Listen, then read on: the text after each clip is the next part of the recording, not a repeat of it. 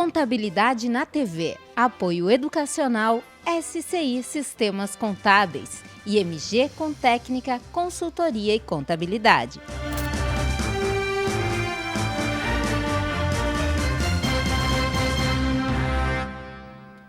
Relação dos serviços. É lógico, vocês sabem muito melhor do que eu que serviços vocês prestam, certo? Mas o que eu tenho a dizer para vocês é que vocês precisam ser muito claros quando dizem quais serviços vão prestar, tá? Os modelos que o Conselho disponibiliza são bem bacanas nesse ponto, tá? Vocês podem se valer deles. Aliás, com relação ao contrato todo, ele é bem elaborado, não é a obra-prima, lógico, porque, evidentemente, cabe margem para toda, fique à vontade.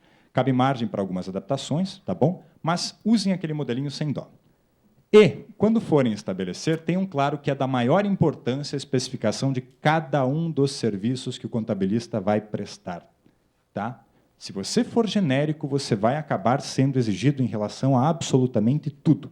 E mais, ser bem explícito em relação ao tipo de serviço que você assume te permite cobrar honorários com mais facilidade. Se você diz que vai fazer alguma coisa do departamento pessoal e você explicita uma cadeia que envolve, por exemplo, um teto de funcionários, até 50 custa tanto, de 50 a 100 custa tanto, depois, e a gente vai ver nos honorários isso, tá? Você vai conseguir cobrar automaticamente um preço diferenciado. Tá? Eu trouxe aqui um rol, a título de exemplo mesmo, tá bom? E que me serve para fazer um alerta também para vocês. Observem o primeiro serviço a que eu me obriguei de acordo com esse meu rol aqui. Orientação na aplicação dos preceitos da consolidação das leis do trabalho e de outros aplicáveis à relação de emprego. O que vocês acham dessa cláusula, gente?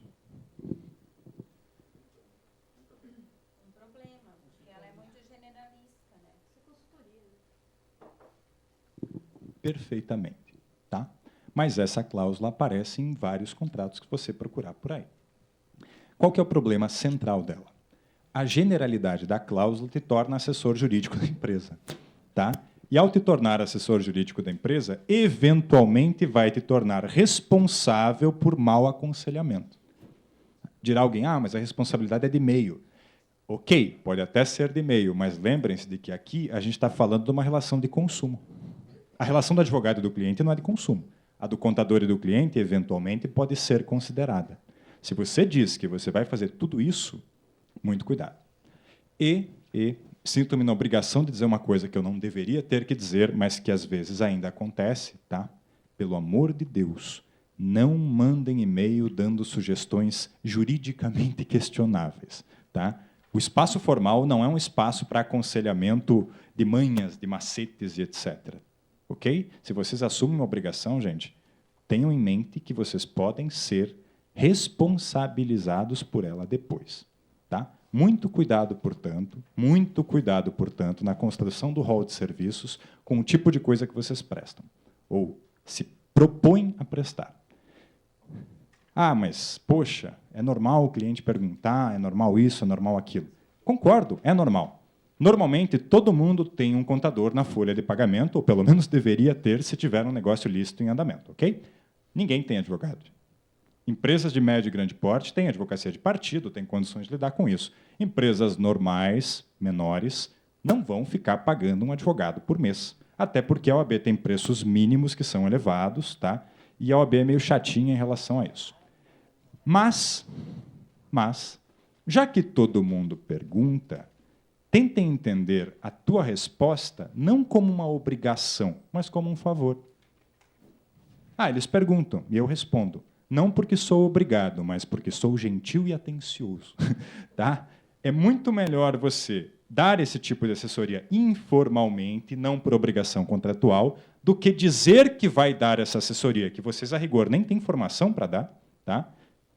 No contrato e ser obrigado a depois sair fornecendo esse tipo de resposta a rodo. Lembre-se, na lógica do direito coletivo do trabalho, há viabilidade de pactos válidos, porque se pressupõe que o trabalhador e o empresário negociam em desigualdade, mas os sindicatos entre si negociam em pé de igualdade. Então, as convenções se sobrepõem às normas pré-estabelecidas, salvo em alguns aspectos. Por exemplo, não tem convenção coletiva no mundo que diga que o horário do almoço pode ser de meia hora.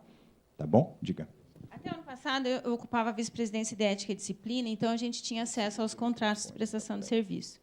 E como o meu, né, a maioria diz o seguinte: atendimento, assessoria e consultoria na legislação federal, estadual e municipal. Leiam seus contratos. Está escrito desse jeito, muito pior do que está aí. Exatamente. Então, que é uma sugestão, né? Então, olhem os contratos de vocês, porque a gente está dizendo ali que a gente tem que atender IBAMA, IAP, IMetro. Bom, e nós tivemos vários problemas, inclusive denúncias que envolviam questão de seguradora, porque, quando é abrangente desse jeito, você está assumindo a responsabilidade de fazer.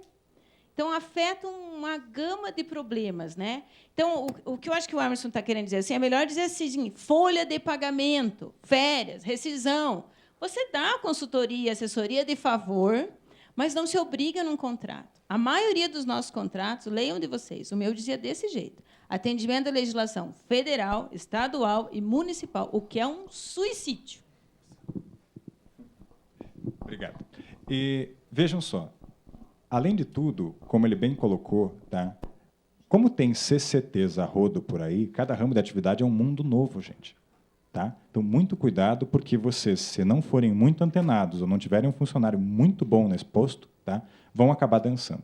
E agora eu vou invocar uma outra metáfora. Tá? Como eu sou lá de Matelândia, as metáforas rurais cabem em mim. Embora lá eu nunca tenha sido um ser do sítio, mas enfim. O ponto é o seguinte: vocês já serraram com aquelas serras que você pega dos dois lados, assim? Tá. Eu já fiz isso, eu acho, tá? Provavelmente com meu avô. E ele dizia uma coisa muito interessante: se você for serrar, serre por cima. Né? Quem fica por cima tem comando da situação, quem fica por baixo leva a serragem na cara, e se a árvore cair, vai cair. Não, se o tronco cair, vai cair na cabeça dele. Tá? Por que essa brincadeirinha? Gente, se você assume a obrigação, você serra por baixo. Se você faz isso de favor, você serra por cima. E eu duvido que o cliente vai deixar de te contratar porque você não escreveu aqui que você dá assessoria em absolutamente toda a legislação do universo. Tá bom? Então, assim, você pode assessorar, mas, inclusive, aí pode passar a assessorar assim: ó, olha, desde o meu conhecimento é assim, mas sugiro que você verifique alguém, bababá. Se você assumir a obrigação, você não tem esse direito. Você não pode dizer, vai consultar alguém. Como assim, meu amigo? Você falou que você faria. Tá? Então, tomem cuidado com as cautelas ou cláusulas mais genéricas, a menos que vocês tenham lá. Porque, veja, um advogado dificilmente domina de forma razoável mais do que um ramo do direito, e mesmo dentro desse ramo, ele normalmente sabe uma coisa. Tá? Agora, imaginem vocês ter que dar assessoria em absolutamente tudo que envolve juridicamente uma empresa nas 3 esferas, municipal, estadual e federal. Gente, pelo amor de Deus, não assumam esse tipo de obrigação. Tá bom?